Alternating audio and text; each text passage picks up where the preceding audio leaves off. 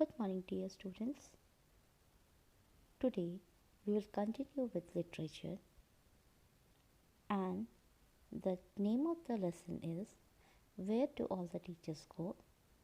Written by Peter Dixon. In this poem, there is a child who thinks about his or her teacher. Teachers are just next to super beings for children. They can't imagine that teachers are also ordinary human beings. For the young kids, a teacher is an extraordinary special person. It is very much difficult for a small child to accept that a teacher is also a very common man or a woman living around him. The child wonders and questions if the teachers also behave like other people, if they also do all the work or things other people do. Like, do they live in houses? Do they wear pajamas? Wash clothes, wash socks, or watch TV? Do they also have parents like the students? All these questions bothers our child's mind, and out of curiosity, one day he decides to follow one of his teachers to keep a check and to write a poem about him so that the teachers read that poem to their students. It shows the purity, curiosity, and a dilemma a young mind has for his teachers. It also shows their expectations from teachers.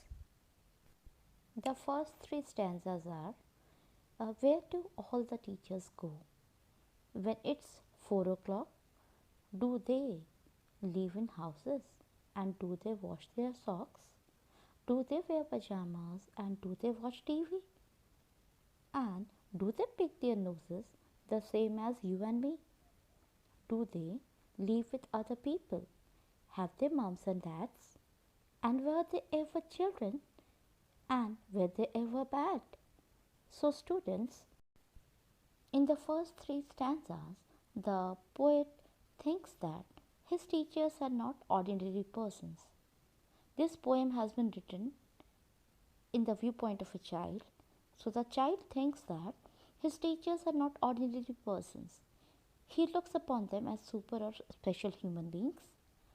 So he wants to know whether they go, where they go, and what they do after the school hours.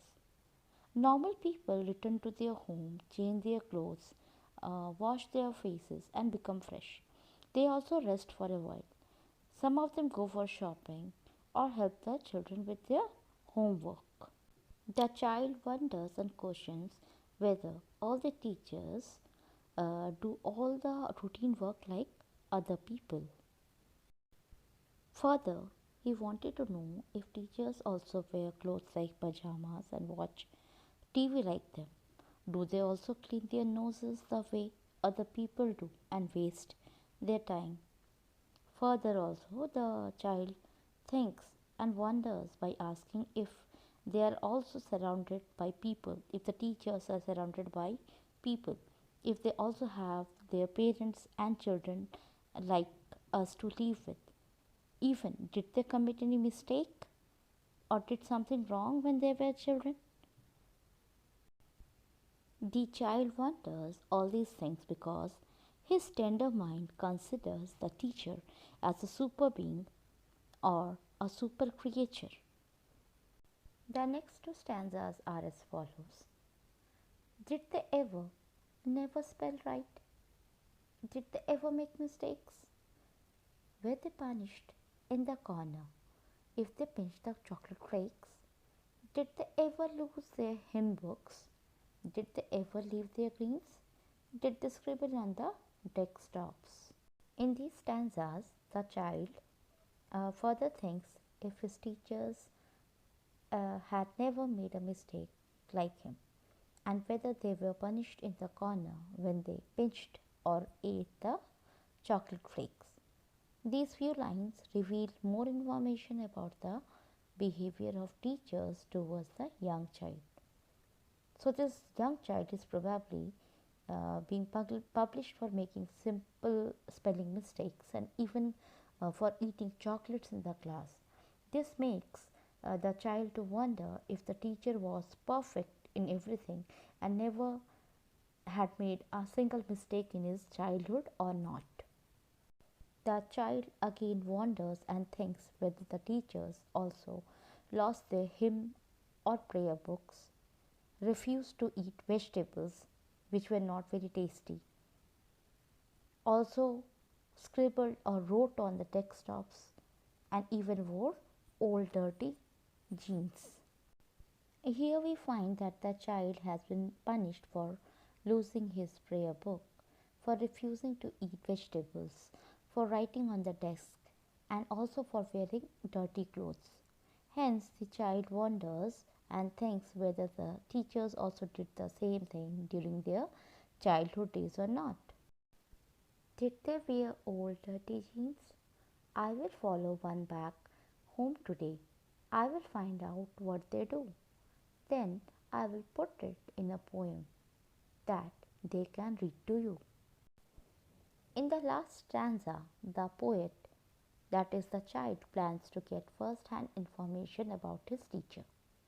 He plans to follow one of his teachers and find out what he or she does. Then he will record his findings in a poem for the benefit of other children.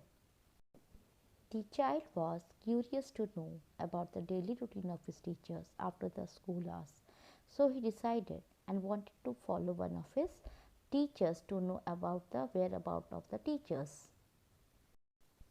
The poem is all about a child's curiosity. So, for a little child, his teacher is an ideal person. He compares his own way of living with that of the teacher. He wants to know whether the teacher to live in houses or wash their clothes or watch TV even. Further, if the teacher too used to make spelling mistakes, do some mischief, and was punished at school when they were kids. The wondering child decided to go to the teacher's house to discover how he lives. Then he plans to put all his information in a poem and recite the poem to other children. Students, we have come to the end of the chapter.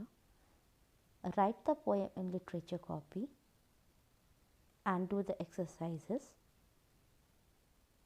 Thank you and have a good day.